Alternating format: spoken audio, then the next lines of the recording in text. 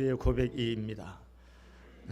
팀 한셀이라는 분이 쓴 열정 성공 리더십이라는 책에서 그의 친구의 이야기를 했습니다. 10년 만에 만났는데 사람이 놀랍게 병원에 있었습니다. 그 친구는 10년 전에도 참 성실한 그리스도인이었지만 그때와 분명히 달라져 있었습니다. 그는 성령 충만했고 기쁨과 확신에 넘쳐 있었습니다. 그래서 그는 그의 친구에게 이렇게 묻습니다. 도대체 내게 무슨 일이 일어났는지 설명해 줄 수 있겠니? 라고 물었습니다. 그 친구는 그래, 로마서를 다시 읽고 내가 정말 죄인이라는 것과 성령님께서 내 안에 오셨음을 깨달은 후부터 내가 변했어 라고 말했습니다. 야, 그것은 전에도 마찬가지지 않았어? 맞아, 난 죄인이라는 것을 항상 알고 있었어. 그러나 전에는 내가 크리스찬이 되었으니 더 이상 죄를 지어서는 안 된다고 늘 생각했었어. 내가 잘못을 저지를 때면 며칠 동안 나 자신을 저주하고는 했지. 그런데 로마서를 읽고 두 가지 중대한 것을 분명히 깨달았어. 나는 내가 죄인이고 또 앞으로도 죄를 지을 수밖에 없다는 것을 알았어.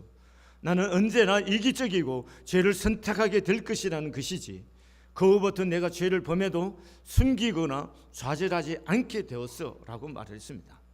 또한 죄책감으로 나를 쥐어 뜯는 일은 하지 않아.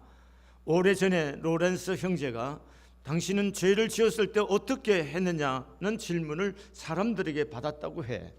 그때 로렌스가 뭐라고 대답했는지 아니? 그는 나는 그저 하나님께 고백하고 나서 계속 살지요라고 말했대. 그게 바로 지금 내가 누리고 있는 것이야 라고 말했습니다. 그러나 두 번째 깨달은 것은 더 놀라운 거야. 그것은 내가 만일 어떤 좋은 일을 했다면 그것은 내가 아니라 내 안에 오셔서 역사하시는 성령 하나님이라는 사실을 깨달은 것이야. 내가 좋은 변화가 일어날 때마다 난 그것이 성령님의 능력이라는 것을 알았어. 그후부터 나는 나를 통해서 성령 하나님이 어떻게 역사하시는가를 지켜보는 재미로 살고 있어. 나는 그저 그분이 하시는 일에 감사하고 놀라고 기대하는 것뿐이야. 전에는 나는 나의 죄성을 바라보며 낙심에 빠져 살았어. 그러나 이제는 내 안에 역사하시는 성령님을 바라보며 살아야 한다는 것을 깨달았어. 이제는 난 항상 내 삶에 역사하시는 성령 하나님을 보고 있어. 이것은 일시적인 감정이 아니야. 정말 생생한 사실이고 끊임없이 일어나는 사건이야. 내 친구는 변했습니다 라고 말하고 있습니다. 어떻게 변했을까요? 나쁜 사람으로부터 좋은 사람으로 변한 건가요? 그렇지 않습니다. 원래부터 좋은 사람인데 좋은 사람으로부터 놀라운 사람으로 바뀌었다는 거예요. 그녀는 전에도 성실하고 도덕적인 크리스찬이었습니다. 그러나 그녀가 복음의 진리와 성령님에 대하여 깨닫고 난 다음 그의 삶은 불이 있는 사람이요 불을 붙이는 사람이 되었다는 것입니다. 뭘 깨달았다는 것입니까? 복음을 깨달았다는 거예요. 그리고 내 안에 계시는 성령님을 깨달았다는 것입니다. 복음이 도대체 무엇인가요? 여러분, 오늘 우리가 읽은 본문 말씀은 이렇게 시작합니다. 그러므로 이제 그리스도 예수 안에 있는 사람은 결코 정죄함이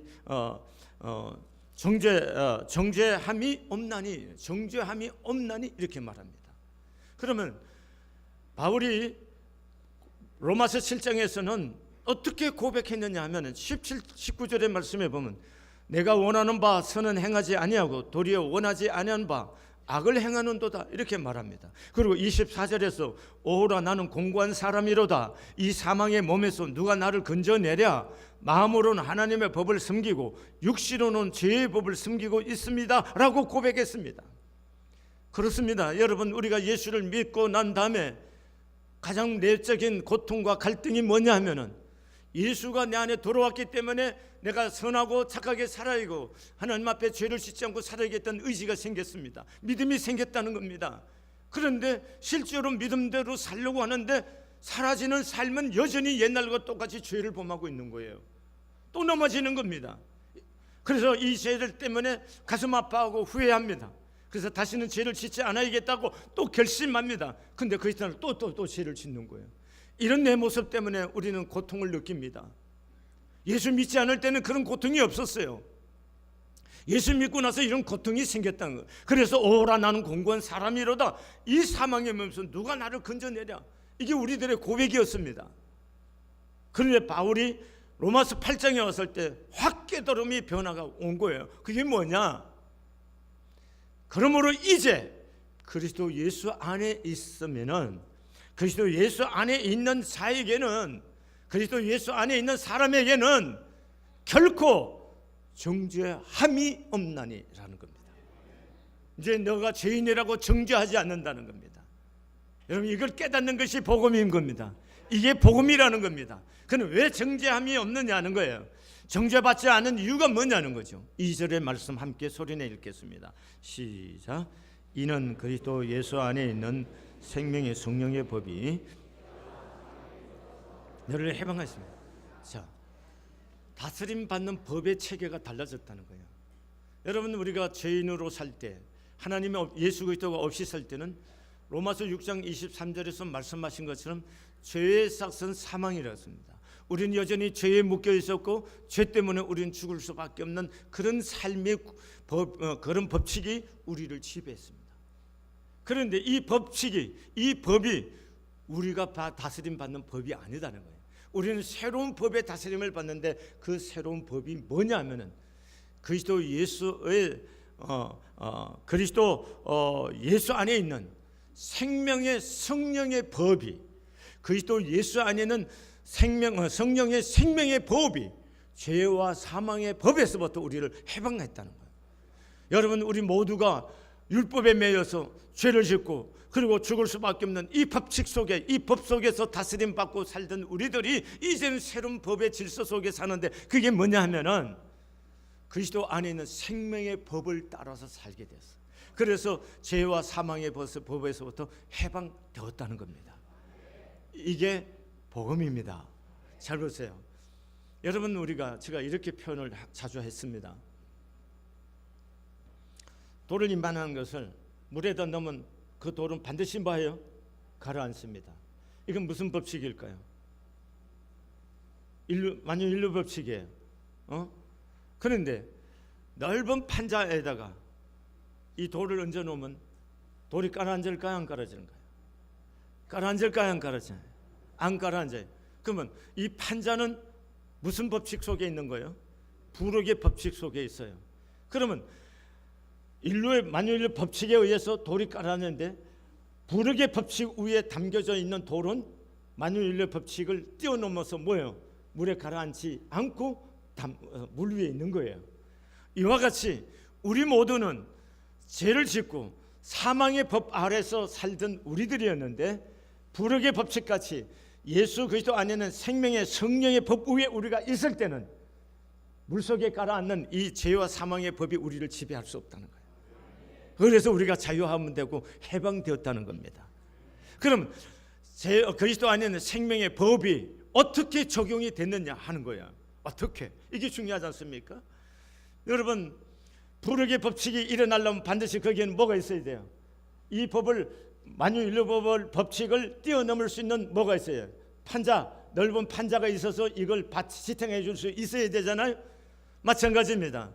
오늘 우리가 그리스도 안에 있는 생명의 성령의 법을 내 안에 적용해서 살려고 하면은 우리가 죄와 사망의 법을 초월하는 어떤 것이 있어야 되죠. 그게 뭐냐? 예수 그리스도께서, 죄 없는 하나님의 아들이신 예수 그리스도께서 이 땅에 오셨다는 거죠. 그리고 우리 인간의 모습으로 오셔서 죄인된 여러분과 저가 죄로 말미암아 죽을 수밖에 없는 이 법칙 속에 살고 있는 우리들에게 주님이 우리의 법 속으로 들어옵니다. 죄가 없으신 분이 우리의 죄를 담당해 주셔서 우리의 법칙 속에 들어와서 그분이 우리의 죄 때문에 뭐예요? 십자가에서 죽으시고 무덤에 뭐예요? 장사 지내게 되었었어요. 그리고 그분은 무덤에 있을 수가 없죠. 그 안에 계시는 성령 하나님으로 말미암아 다시 살아났었어요. 이게 바로 이분으로 말미암아, 이분이 우리에게 판자가 돼서 불의 법칙 같은 생명의 성령의 법이 되어 주셨다는 겁니다. 그래서 여러분과 제가 그리스도 안에 있으면은 어떤 사람도 정죄함을 당하지 않는다는 거예요. 아멘이세요? 여러분, 그래서 마귀들이 하나님께 나가서 우리들을 고발합니다. 하나님, 제 어저께 죄 지은 거 아시죠? 하나님도 아셔요. 그래요. 근데 그때 하나님을 향해서 예수님이 손을 들고, 잠깐만요, 아버지, 제가 죄 지은 거 나도 봤어요. 나도 알고 있습니다. 그런데 죄는 저 죄 때문에 죽어야 되지만, 망해야 되지만, 그런데 내가 죄 대신에 내가 십자가에서 대신 죽지 않았습니까? 내가 죄 대신에 값을 치러드리지 않았습니까? 라고 변호하는 거예요. 그러면 하나님은, 재판장 대신 하나님은 우리를 보실 때 우리가 죄 있는 인간이지만, 그러나 우리의 죄를 누가 담당했어요? 예수 그리스도가 담당해 주셨으므로 말미암아 나를 볼 때 예수 그리스도를 통해서 보기 때문에 우리가 뭐예요? 정죄함을 당하지 않는 이 은혜 안에 살게 되었다는 겁니다. 아멘이십니까? 이게 복음이라는 겁니다. 오늘 여러분과 제가 죄를 안 짓는 사람이 아닙니다. 어저께도 죄 지었고 오늘도 죄 짓습니다. 그리고 내일은 또 안 지을 것 같습니까? 내일도 또 죄 짓습니다. 금방 또 예배 드리고 나서 우리 또 실족하고, 남이 말 한마디 한 것 때문에 마음이 상하고 삐지고 별짓거리를 우리가 다 하며 사는 사람들이에요. 그런데 말입니다, 하나님이 여러분과 나를 정죄하지 않는다는 거예요. 왜? 예수의 피값으로 여러분과 나를 사셔서 하나님의 아들과 딸로 삼아주셨어요. 그래서 그 관계는 이제는 깨어지지 않는 거예요. 그래서 우리가 죄를 짓지만 내가 하나님의 아들이고 딸인 것에 파괴되는 것이 아니고, 우리가 죄를 계속 지으면 어떤 현상이 생기느냐 하면은 내적인 평안이 없어집니다. 하나님의 아들과 딸로서 누려야 할 내적인 평안이 없어져요. 기도가 막히기 시작합니다. 감사가 마음에서부터 사라지기 시작해요. 그리고 내 주님의 아들이고 딸인데 우리가 활력 있게 믿음의 삶을 살아야 되는데, 그냥 세상에 나가서 무기력하고 예수 안 믿는 사람들은 거의 같은 모습으로 그냥 호적거리고 그저 헐떡거리고 살고 있는 거예요. 이런 모습을 우리가 갖게 되는 거예요. 그러나 정죄함을 당하지는 않는다는 거예요. 아멘이세요? 그러면 우리가 어떻게 죄를 이길 수 있느냐는 거죠. 어떻게 죄를 이기느냐는 거예요. 그 두 번째 깨달음이 뭐냐? 내 안에 누가 와 계신다는 거예요. 성령님이 와 계신다는 거예요. 여러분 한번 생각해보세요. 오늘 여러분 자신을 한번 생각해보세요. 내 안에, 여러분과 제가 돈 좀 있으면 거들먹거리잖아요. 좀 배우면 교만하고 그 배운 척하긴 하고, 그래서 상대도 보통 사람 상대 안 하려고 하는 이 못된 죄의 습성이 우리 안에 있지 않습니까? 그럼 그걸 보고 우리의 모습입니까? 아니지. 이런 형편없는 나에게 지금 누가 와 계신다는 거예요? 성령님이 오셨다. 성령님이 누구세요? 성령님이 누구세요? 하나님이시잖아요. 아니, 하나님이 나 같은 인간과 함께 계신다는 거예요. 그분이 내 안에 계신다는 거예요. 이게 비밀이라는 거예요. 이게 신비라는 거예요. 이걸 깨달아야 인생의 자유함이 오는 거예요. 그래야 죄를 이길 수가 있는 겁니다. 하나님이 와 내 안에 계시는 겁니다. 아멘이세요? 잘 보세요. 로마서 1장 8장 1절에서는 그러므로 이제 그리스도 안에 있는 자에게는 정죄함이 없다, 이렇게 말했어요. 로마서 8장 마지막 38절과 39절을 한번 보시겠습니다. 시작. 내가 확신하노니 사망이나 생명이나 천사들이나 권세자들이나 장래일이나 능력이나 높음이나 깊음이나 다른 어떤 피조물이라도 우리를 그리스도 예수 안에 있는 하나님의 사랑에서 끊을 수 없느니라. 아멘. 자, 정죄함을 당하지 않을 뿐만 아니라 예수 그리스도 안에 있는 하나님의 사랑에서 어떤 것도 우리를 잘라낼 수가 없다는 거예요. 우리의 하나님과 우리의 관계를 깨트릴 수가 없다는 겁니다. 아멘해요. 이게 중요한 겁니다. 내가 부족하더라도, 내가 연약하고 또 죄를 짓는 인간임에도 불구하고 하나님의 사랑에서 나를 절대로 끊어내지 못해요. 이게 여러분, 하나님의 자녀된 여러분과 제가 갖는 은혜요 특권이라는 겁니다. 그런 사람이 누구라고요? 나예요. 나. 한번 해서요. 여러분 하나님의 사랑에서 끊어낼 수 없는 그 어떤 것도 여러분은 끊어낼 수 없는 사람이 누구예요? 그게 나예요. 그러면 이런 사랑 안에 있는 내 삶에 보세요. 성경을 28절 보시겠어요? 시작. 우리가 알거니와 하나님을 사랑하는 자 그 뜻대로 부르심을 입은 자들에게는 모든 것이 합력하여 선을 이루는, 내가 하나님의 사랑 안에 있는 사람이에요. 아멘이세요? 그걸 믿습니까? 그러면 그 사랑 안에 있는 하나님의 사랑에서 어떤 것도 끊어낼 수 없는 그 사랑 안에 있는 그런 내가 보배롭고 존귀한 존재인데, 내가 만난 지금의 어떤 문제가 내 삶을 파괴시키고자 하는 하나님이 아니시다는 거예요. 지금 내가 감당하기 어려운 문제라도 그것은 하나님께서 나에게 유익되게 다 만들기 위해서 붙여준 거라고 믿었어요. 합력해서 뭐 한다? 손. 이것이 여러분과 제가 가져야 할 신앙의 태도라는 거예요. 아멘이세요? 제가 굉장히 중요하게 생각한 거 있으면 32절입니다. 시작. 자기 아들을 아끼지 아니하시고 우리 모든 사람을 위하여 내어주시니가 어찌 그 아들과 함께 모든 것을 우리에게 주시지 않겠냐. 아멘. 하나님이 여러분과 나를 사랑해서 그분의 아들을 내어주신 거 믿습니까? 아들을 내어주신 그 하나님의 사랑에서 우리를 끊을 수 있는 게 있어요, 없어요? 없어요. 사망이나 생명이나 그 어떤 것도 우리를 하나님의 사랑에서 끊을 수 없어요. 그 사랑을 받는 사람이 누구라고요? 그분이 누구라고요? 한번 해서 그분의 사랑을 받는, 그렇게 사랑받는 분이 누구예요? 손들어 한번 해서 누구라고요? 이렇게 사랑받는 나에게 무엇이 아까워서 주시지 않겠느냐는 거예요. 크게 아멘 하세요. 내가 그런 사람이요. 하나님의 사랑을 받는 하나님이 어떻게 사랑하냐? 하나님의 사랑에서 어떤 것도 나를 잘라낼 수 없을 만큼 나를 그렇게 사랑해요. 왜? 자기 아들을 값을 지불하고 나를 샀기 때문에.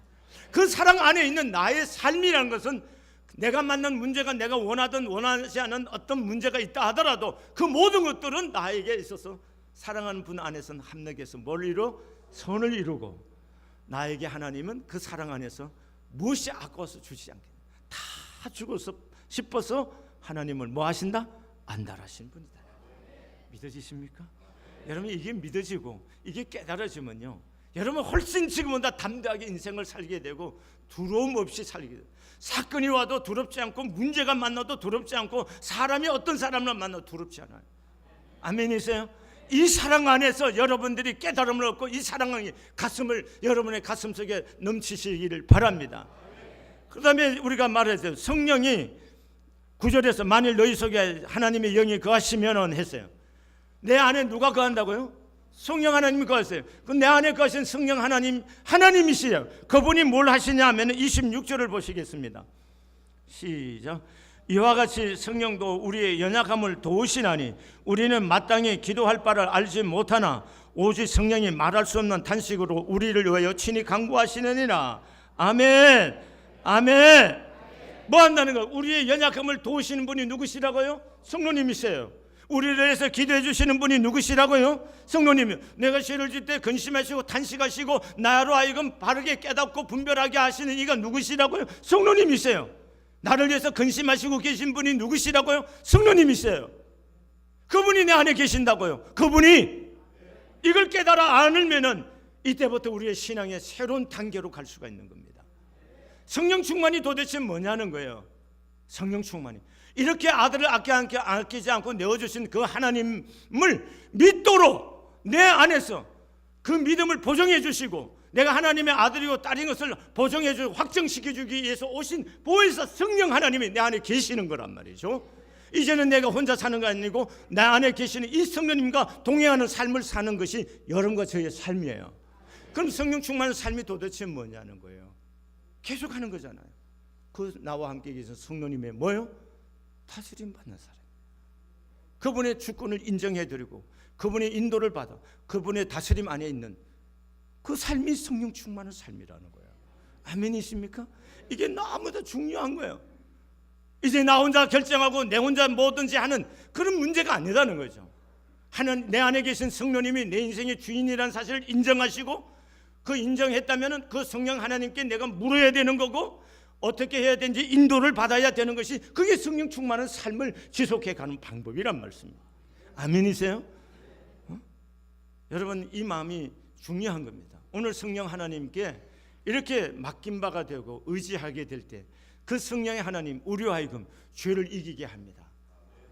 그 성령 하나님이 우리로 하여금 뭡니까? 이 세상, 육신을 쫓아 사는 이 세상을 이기게 하시고 새롭게 합니다. 그 새롭게 하는 것 중에 하나가 오늘 본문의 말씀에 5절에 보면 육신을 따르는 자는 육신의 일을, 영을 따르는 자는 영의 일을 생각하느니, 이렇게 말하고 있습니다. 우리 안에 계시는 성령 하나님이, 우리가 진정으로 성령의 다스림을 받으면 뭐가 변화가 일어나냐? 그 변화 중에 하나가 뭐냐면 생각의 변화가 일어난다. 우리는 성령 충만하면 굉장한 역사, 이런 것만 자꾸 생각하는데, 여러분, 굉장한 어떤 환경적인 역사만이 중요한 게 아니라 인생의 가장 중요한 변화는 어디서 시작돼요? 내 생각의 변화에서부터 오는 거예요. 그럼 내 삶이 변합니다. 내 운명이 바뀔 수가 있는 거예요.